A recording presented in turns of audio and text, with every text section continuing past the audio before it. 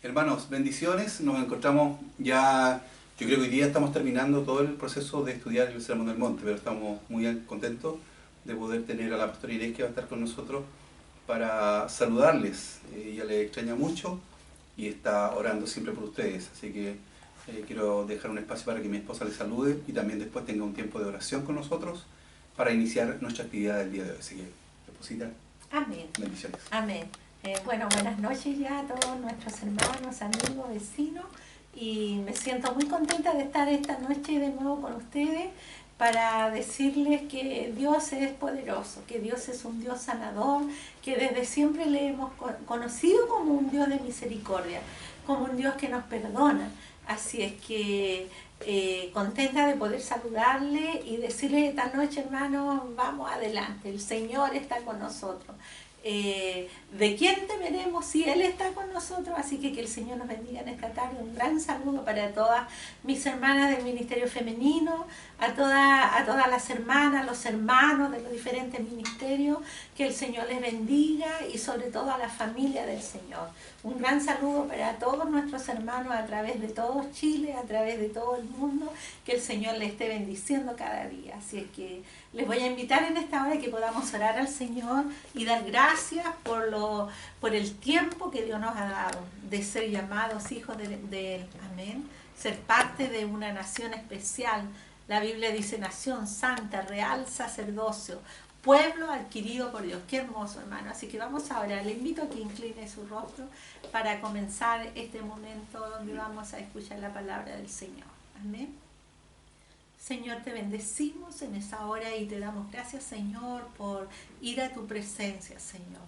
Gracias, Señor, porque tú eres un Dios que dice tu palabra, que tu oído está atento, Señor, a tus hijos, a la oración, Señor, cuando claman a tu nombre. Y en esta noche, Señor, queremos orar, especialmente, Señor, por este momento en que nuestro pastor, Señor, nos va a bendecir con un pensamiento de tu palabra, Señor. Y por eso te agradecemos, como te damos gracias por tu fidelidad, Señor. Gracias, Señor, porque tú has sido, Señor, con tu pueblo, con tu iglesia, Señor. Oramos porque tu cobertura, Señor, porque tus alas de misericordia, tu escudo ha estado sobre nosotros, Señor. Pero también nos recordamos en esta noche, Señor, de todos nuestros hermanos, amigos, Señor, vecinos y aún aquel que no conocemos, Señor, que está enfermo, Señor, que ha sido contagiado con este virus, Señor. En el nombre de Jesús, en esta noche oramos por ellos, Señor, para que tú, Señor, puedas obrar en ellos, porque tú eres un Dios sanador. Clamamos por sanidad en nuestro país, Señor, de todas aquellas personas que ya suman muchas, Señor, más de 400 que han adquirido, Señor, este virus, que están hospitalizados, Señor. Por eso, Señor, oramos también por esos casi 5.000 chilenos, Señor, que tiene este virus hoy día, Señor.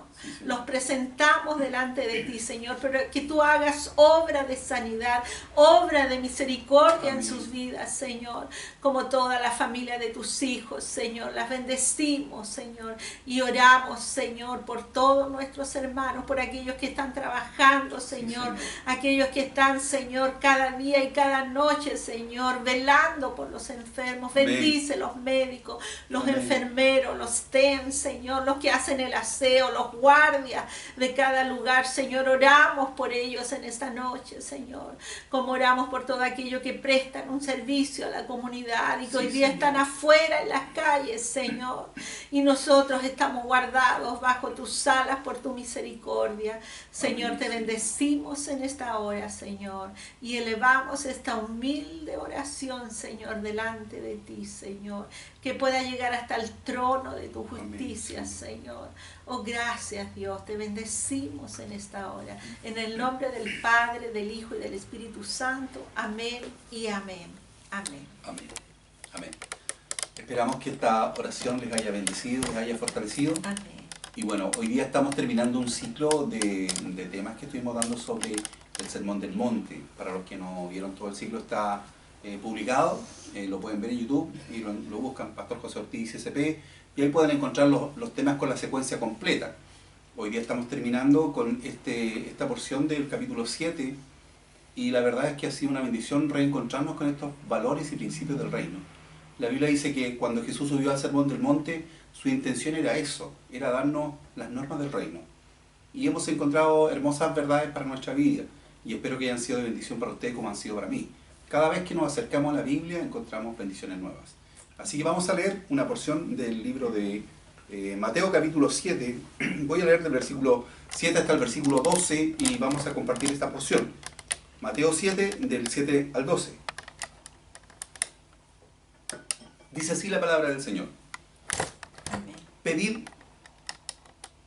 perdón, me equivoqué de versículo. El versículo que vamos a leer es del versículo 15 hasta el versículo 20, que dice así: guardaos de los falsos profetas que vienen a vosotros con vestido de oveja, pero por dentro son lobos rapaces. Por sus frutos los conoceréis. ¿Acaso se recogen uvas de los espinos o higos de los abrojos? Así todo buen árbol da buenos frutos, pero el árbol malo da frutos malos. No puede el buen árbol dar malos frutos, ni el árbol malo dar frutos buenos. Todo árbol que no da buen fruto es cortado y echado en el fuego. Así que por sus frutos los conoceréis. Amén. Importante palabra porque en el fondo en estos últimos, las últimas enseñanzas que está dando el Señor al final de el gran sermón, el Sermón del Monte, entonces establece algunos principios que son bastante importantes. En primer lugar, hay dos versículos que hablan sobre lo que significa la salvación y compara la salvación a una puerta estrecha, una puerta pequeña, y dice que es difícil encontrar esa puerta. Entonces la pregunta que debiéramos hacernos es ¿cómo encontrar la salvación? Y nosotros cuando buscamos textos asociados a la puerta o el camino, hay un texto del libro de Juan que es muy significativo, que es Juan capítulo 14, versículo 6. El libro de Juan, el Evangelio de Juan, capítulo 14, versículo 6, que dice lo siguiente, dice: Jesús le dijo: yo soy el camino, la verdad y la vida, nadie viene al Padre sino por mí. Entonces, cuando el texto dice que es difícil encontrar el camino de la salvación, uno se pregunta, ¿cuál es el camino de la salvación? ¿Será el camino de la salvación la acción social? ¿Será el camino de la salvación hacer buenas obras? ¿Será el camino de la salvación hacer alguna actividad de ayuda a las personas necesitadas? La verdad es que la salvación no es por mérito humano. La Biblia enseña claramente que la salvación es a través de la fe en Jesucristo. Dice la Biblia que hay un solo mediador entre Dios y los hombres, Jesucristo hombre. Él vino a dar su vida por nosotros y al encontrar a Jesucristo usted encuentra la salvación. Por eso el texto cuando habla que el camino de la salvación es como una puerta pequeña, un camino estrecho, donde por supuesto hay que negarse a muchas circunstancias. Eso dice el capítulo 7, versículo 13. Entrar por la puerta estrecha, porque ancho es la puerta y espacioso el camino que lleva a la perdición, y muchos son los que entran por ella. Entonces, vivir el Evangelio es una disciplina, es una forma de cada día despertar, tratando de que Dios por su misericordia nos sostenga. No es por nuestra fuerza, no es por nuestra capacidad humana, es por la misericordia de Dios. Ahora, lo que es innegable es que cada vez que alguien quiere conseguir algo importante tiene que pagar un precio. Y nosotros encontramos muchos ejemplos. Cuando hablamos, por ejemplo, del concepto de la negación, cuando hablamos de el conseguir cosas. Si usted piensa en lo que hace un estudiante, lo que hace un deportista, lo que hace un músico. Mi suegro fue un músico y él desde muy joven tuvo que aprender. Y es complicada la música. Para los que no tocamos nada, ni el timbre, es un tema difícil. El tema de las cuadraturas de la música, la forma como se escribe. Para la gente que lee la música es como común. Pero para los que no sabemos nada, qué complicado es. O cuando alguien no sabe de matemáticas, qué complicado es. Entonces, ¿cómo la gente logró esa expertise? Bueno, con esfuerzo, con trabajo. La capacidad y el conocimiento no caen así como la fotosíntesis, que tú abres los brazos y te caen las ecuaciones diferenciales. Si alguien quiere ser ingeniero civil, tiene que esforzarse, tiene que sacrificarse. Todo logro requiere un esfuerzo y un sacrificio. Entonces, cuando hablamos de servir al Señor, también requiere cierto esfuerzo personal. ¿Cómo acercarnos a Dios? ¿Cómo buscar su rostro? ¿Cómo negarnos a ciertas libertades que otros tienen? Que a lo mejor el hecho de vivir una vida a gusto de cada uno, siguiendo las normas de cualquier persona. Nosotros tenemos ciertos parámetros, y los parámetros del reino están allí. Está en el libro de Mateo capítulo 5, 6 y 7, que es lo que estamos viendo. Entonces, tenemos ahí muchas verdades que obedecer y que hemos estado compartiendo. Luego aparece esta porción de los frutos, que es como la parte central de lo que yo quería compartir hoy día. Y cuando habla de los frutos, anuncia de que van a venir falsos profetas. Un profeta en el Antiguo Testamento era algo muy significativo, un nabí, el que trae un mensaje de parte de Dios. Entonces no es fácil, no es sencillo, no es que cualquiera diga cualquier cosa. Los profetas eran altamente valorados y respetados en Israel, porque traían una palabra de parte del Señor para Israel. En momentos de lucha, en momentos de dificultad, en momentos de prueba o de necesidad, o en enfermedades, como en el caso nuestro, que viene una enfermedad grande al mundo que ya está atacando a miles de personas. Entonces, en ese momento aparecen los profetas. Pero un profeta se supone que tiene que tener una palabra de parte de Dios. Esa palabra no puede estar en desacuerdo con los grandes principios de la Biblia. Cuando uno comienza a estudiar el significado de las profecías, ¿cuándo estamos en presencia de una palabra profética? Sin duda, nosotros podemos recurrir a la palabra y darnos cuenta que nunca un profeta que se precie de tal va a estar diciendo palabras de parte de Dios que no están en concordancia con el texto bíblico. Por eso resulta tan lamentable. Personas que en este momento estén, por ejemplo, llamando a contradecir las órdenes de las autoridades. Las autoridades nos han dicho quédense en sus casas, manténganse en sus hogares, eviten las aglomeraciones. Y cuando alguien dice, no, reunamos, hagamos culto, no, porque la sangre de Cristo nos cubre. ¿Eso sabe lo que se llama eso? Eso se llama rebeldía, se llama falta de responsabilidad. Eso se llama atentar al Señor. Eso no es prudente, eso no es correcto, no es adecuado. Nosotros tenemos que ser buenos ciudadanos, porque la Biblia dice que tenemos que darle a Dios lo que es de Dios, pero también tenemos que darle al César lo que es del César. Entonces, cuando hablamos de falsos profetas, y discúlpeme que sea tan drástico esto, cuando alguien dice algo que no dice el texto, es un falso profeta.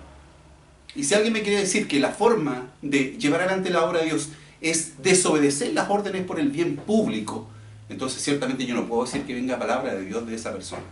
Está claramente dando una expresión o teniendo una actitud poco responsable, una actitud que no tiene que ver con nuestra fe.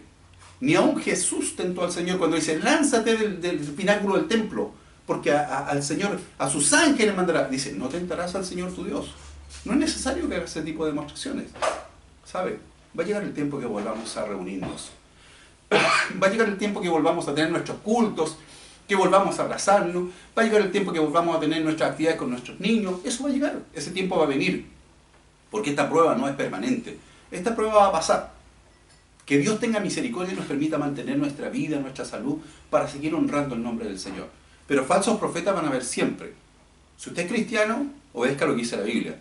Sujetaos a las autoridades, porque la autoridad viene de parte de Dios. Eso tenemos que hacer. Nosotros ser los que más aportemos a que la gente sea responsable. No nos convirtamos en falsos profetas, personas que están proclamando cosas que la Biblia dice que la Biblia no ha dicho. Seamos responsables en eso. Y sabe, cuando habla de este versículo, da una diferencia, porque dice, así, cuando habla dice, por sus frutos los conoceréis. ¿Cuál es el resultado de sus frutos? ¿Acaso se recogen uvas de los espinos o higo de los abrojos? Así todo buen árbol da buenos frutos, pero el árbol malo da frutos malos. Entonces, aquí nos detenemos en un concepto que tiene que ver con las falsas profecías, pero al mismo tiempo con el concepto de cómo evaluar algo, cómo evaluar el trabajo de tal o cual persona. Cuando Jesús hablaba de los falsos profetas, estaba teniendo en mente a quiénes. Por supuesto, los fariseos de su tiempo, que tenían un lindo discurso respecto a Dios. Los fariseos hablaban de Dios, hablaban de la ley, tenían un conocimiento acabado. Sin embargo, había un problema con ellos. El problema era que una cosa era su discurso y otra cosa era su praxis. Por lo tanto, hablaban de misericordia, pero no practicaban la misericordia. Hablaban de amor al prójimo, pero ellos no practicaban el amor al prójimo. Hablaban de que Dios era un Dios justo, un Dios que amaba a todo el mundo, pero ellos eran distantes de toda la multitud. No querían juntarse con los demás y se sentían un estatus, una clase de personas superiores. Entonces, ahí encontramos un divorcio entre lo que proclamamos y lo que hacemos. Mira, en el mundo es igual actualmente. Discursos hermosos vas a encontrar en todas partes, en los políticos y también en muchos líderes religiosos que somos.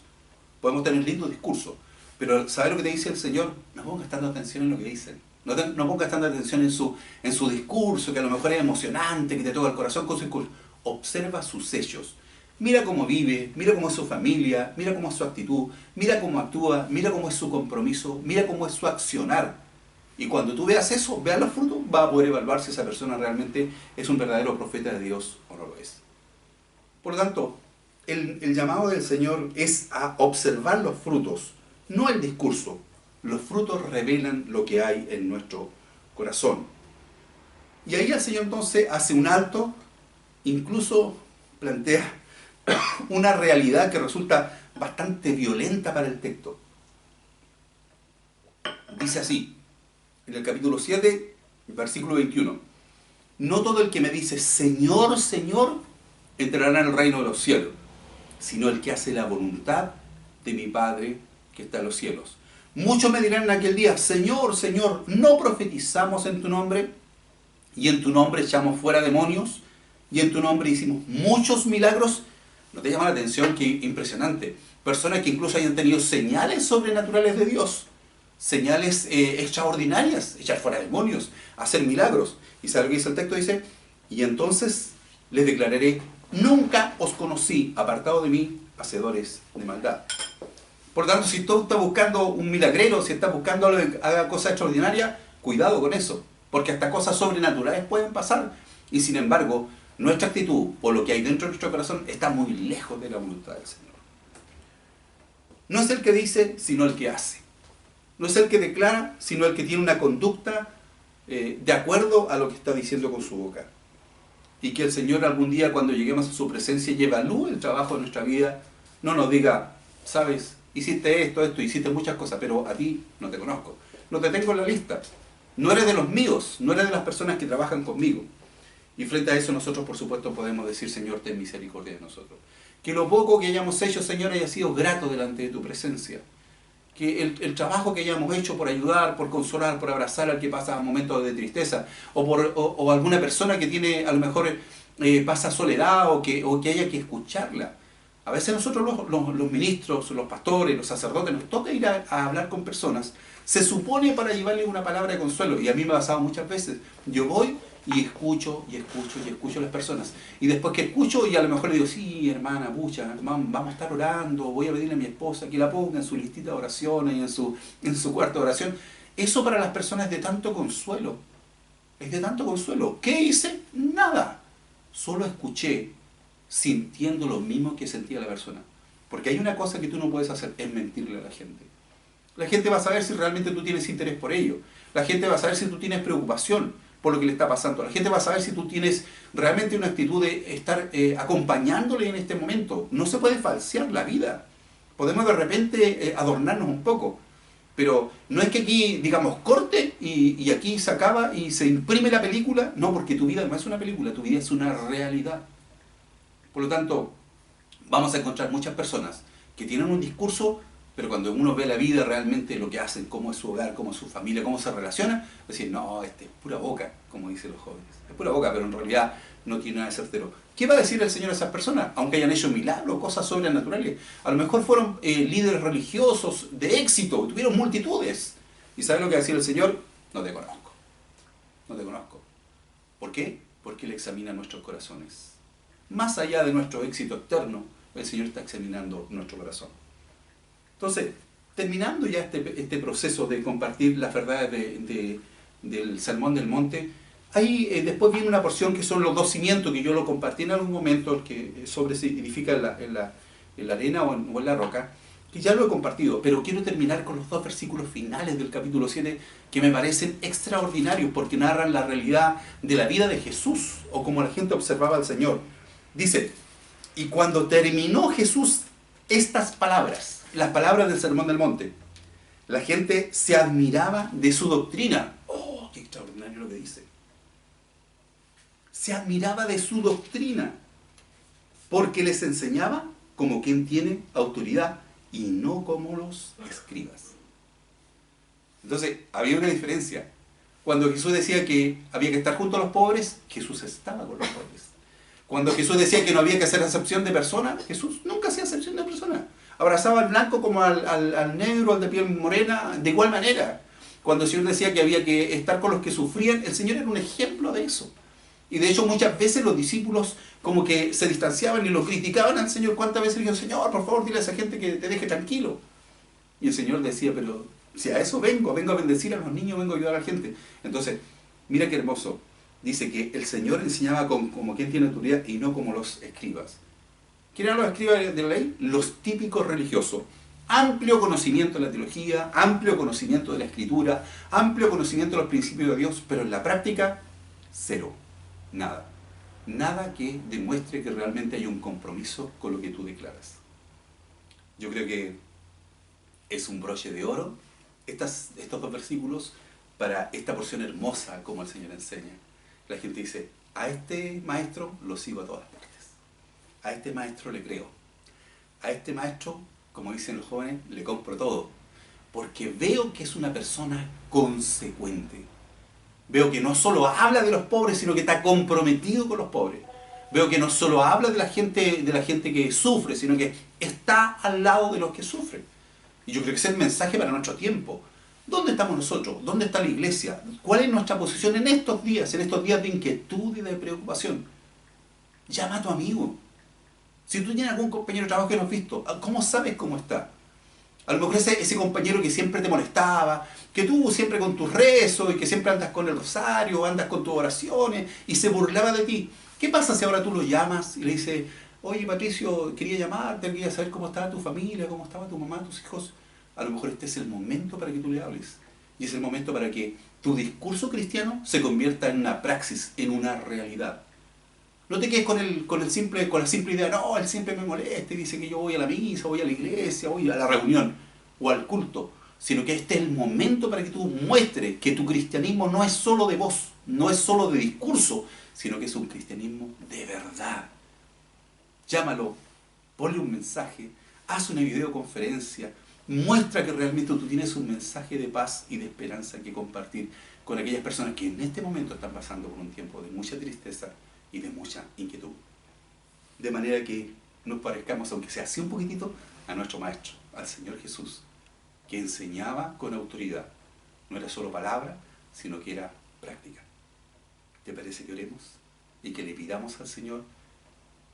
Hay un hombre maravilloso que decía así, haz de mí un instrumento de tu paz.